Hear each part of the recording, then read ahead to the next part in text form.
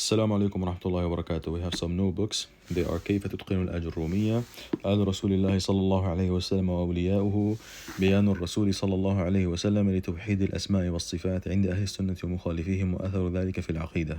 This book is by a Sheikh فضيلة الشيخ محمد ibn عبد الرحمن ibn قاسم رحمه الله تعالى. He is the famous Sheikh that compiled مجموع الفتاوى for Sheikh al-Islam ibn Taymiyyah.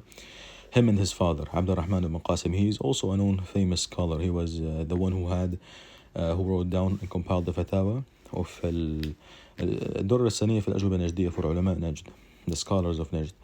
And also he has a commentary on الروض المربع. So his son Muhammad rahimahullah ta'ala was a great student of knowledge, scholar, and he was also busy in seeking knowledge. And to the point where he wrote down certain like شرح for the wasitiyya for his own sheikh.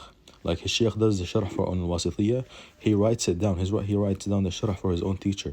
He wrote it down 8 times, different shuruh. Same with the sharh kitab al-kashf al-shubuhat, I think, or thalathat al-usul, 6 times.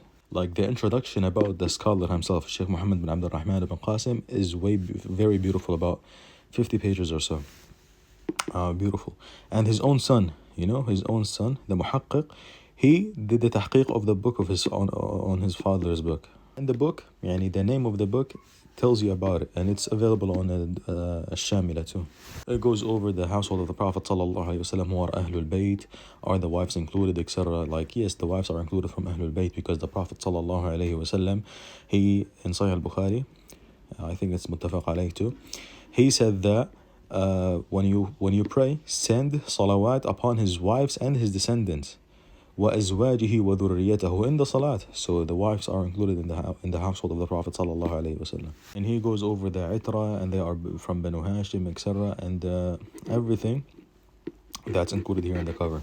This book is كيف تتقن الاجرومية. It says يناسب المبتدئين. It's good for the beginners. It's like the famous book الاجرومية. It's an Arabic book about grammar. For the Shaykh ibn al-Room, and the Sharih, his name is Ahmed Iskandar. This is a beautiful sharh. It's very easy, simple, and it's well written, organized, and you can benefit a lot from this book. The book itself, he did the sharh on it. He explained his own book, and it's on YouTube. And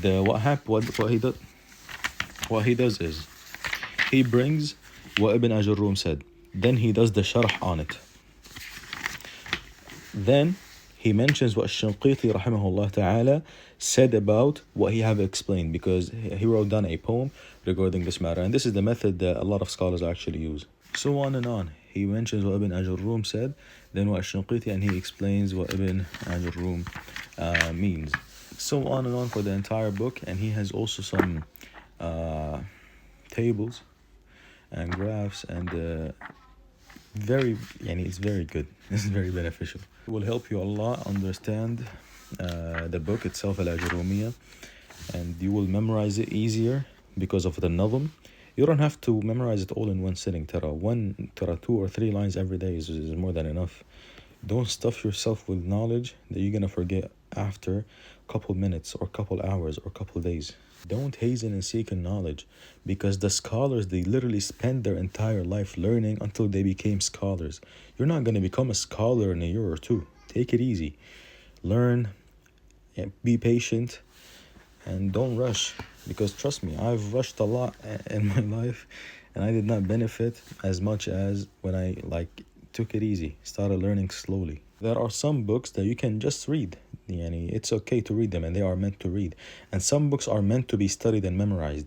So take it easy. Don't rush. Take it easy. And don't say, oh, this method is for the beginners. Wallah, you will benefit a lot from the beginner's book. For the books for the beginners, more than you might benefit from the books of the advanced people, for those who are advanced. I was surprised when I was reading certain shuruh for al-Fatwa al-Hamawiyya, that there are a lot of things I was unaware of. And the Hamawiyya is for beginners. It's for the beginner, 102, not 101 is al-Wasitiyya, after Kitab al-Tawhid. But al-Hamawiyya is 102. And I've realized that I've learned a lot from it. Subhanallah. So don't rush.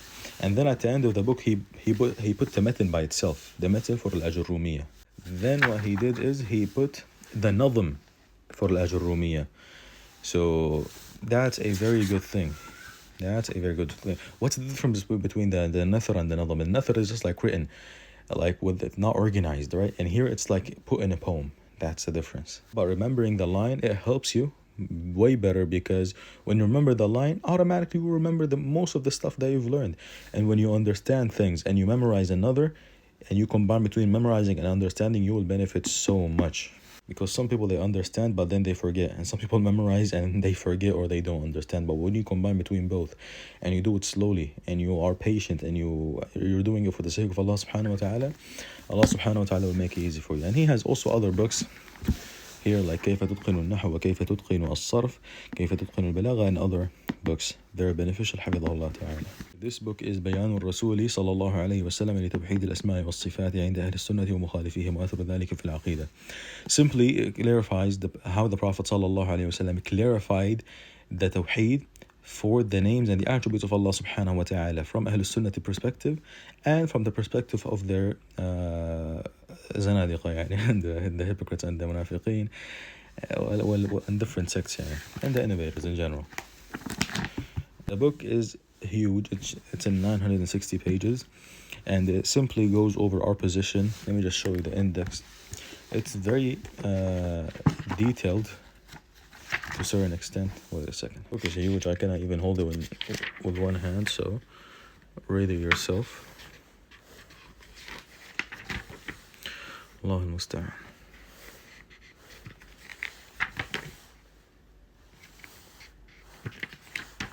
So it goes over how the Prophet ﷺ clarified our aqidah specifically. For example, the hadith where the Prophet ﷺ was on the minbar, right? When he was given a sermon and he was saying that Allah subhanahu wa ta'ala will fold the heavens and he will shake his hands. And the Prophet ﷺ was shaking his hand. That's not because he is trying to do tashbih. It's to affirm the meaning. And that's literally it. The same way when Ibn Abbas radiallahu anhu said that the heavens and the earth in the hand of Allah subhanahu wa ta'ala are just like a mustard seed in one of your hands. And this hadith is kind of hasan, and he spoke about takhrij too. And Ibn al-Qayyim rahimahullah ta'ala affirmed it. Al-Mawsili rahimahullah ta'ala in Mukhtasar al-Sawa'iq, he affirmed it. It's fine. There is no tashbih in them. It's to affirm the meaning. The same way when the Prophet ﷺ spoke about the Dajjal and saying that Allah subhanahu wa ta'ala is not one-eyed, etc. So he mentioned all of these ahadith and how do we accept them and how did the Salaf treat these ahadith, etc. So that's a very huge matter, because the Zanadiqa, they don't have a book like that. And the thing with the Mu'attila is that they tell you, okay, Allah does not have hands or fingers because Allah subhanahu wa ta'ala said لَيْسَ كَمِثْلِهِ شَيْءٍ, and having fingers indicates tashbih. Ya Habibi, the same exact person that said لَيْسَ كَمِثْلِهِ شَيءٍ is the same exact person that said he has face, he established above the throne, he sat on the throne. And he is the same exact person that said that he has hands. And he is the same exact person that sent the messenger and he told him to clarify the aqidah. Like, what the hell is wrong with you? Don't let a mu'attal deceive you by telling you that, oh, when Allah subhanahu wa ta'ala said وَلَا يُحِيطُونَ بِهِ عِلْمًا وَلَيْسَ كَمِثْلِهِ شَيْءٍ, nothing is like unto him, so therefore we do tanzih. No, you don't do tanzih because of this. You're doing tanzih because of the idiocy that you brought from the philosophers. شبه التركيب والجهة والتحيز والجسم وإلى آخره. والتبعيد والعرض لا يقوم يعني في زمانين إلى آخره. So all of these idiocy that they brought from philosophy is the reason why they do ta'til. And you see them going around in circles just to find a single athar to use it against us, to say, oh look, Ibn Abbas did ta'wil to the hadith of As-Saq. Ya Habibi, you reject Ibn Abbas affirming the hands. You reject Ibn Abbas rahimahullah ta'ala affirming that Allah subhanahu wa ta'ala has two feet. عجيب, أمركم عجيب. This is the methodology of whom? Guess what? Al-Marisi, الدارمي رحمه الله تعالى responded to him. Wallah, يعني he said that يعني the riwayah of Ja'far al-Ahmar, the famous riwayah that says the kursi is the knowledge, that's not acceptable, by the way. And الدارمي رحمه الله تعالى refuted that. And there's a book, it's called الاحتجاج بالآثار السلفية على إثبات الصفات الإلهية. He also spoke about this specific matter, but not in 960 pages. In his book, it's very beneficial. It's also very good for Shaykh Adil al-Hamdan حفظه الله تعالى. But regarding this specific topic, I'm gonna say this. والله ما لأولي الكلام نظيره أبدا وكتبهم بكل مكان. They أهل البدع والزنادقة والفلاسفة إلى آخره, they don't have a book like that on like this topic. They cannot present to us how their prophet showed their tawheed. Even though their books are spread everywhere. يا حبيبي, they write books to refute the tashbih. What is the tashbih? All of the hadith of the Prophet sallallahu alaihi wasallam. Anyways, I spoke too much, but I really like this book. Get it? If you don't want to get this book and maybe you're not going to read it, read الاحتجاج for الشيخ عادل. It's shorter, it's way more beneficial. I've read that book. It's an amazing book. Everyone should read that book. Also this book. Overall, these are the books that I have for now. There's another load coming. It's way bigger and it has way better books, to be honest. Allah al-musta'an. Assalamu alaikum wa rahmatullahi wa barakatuh.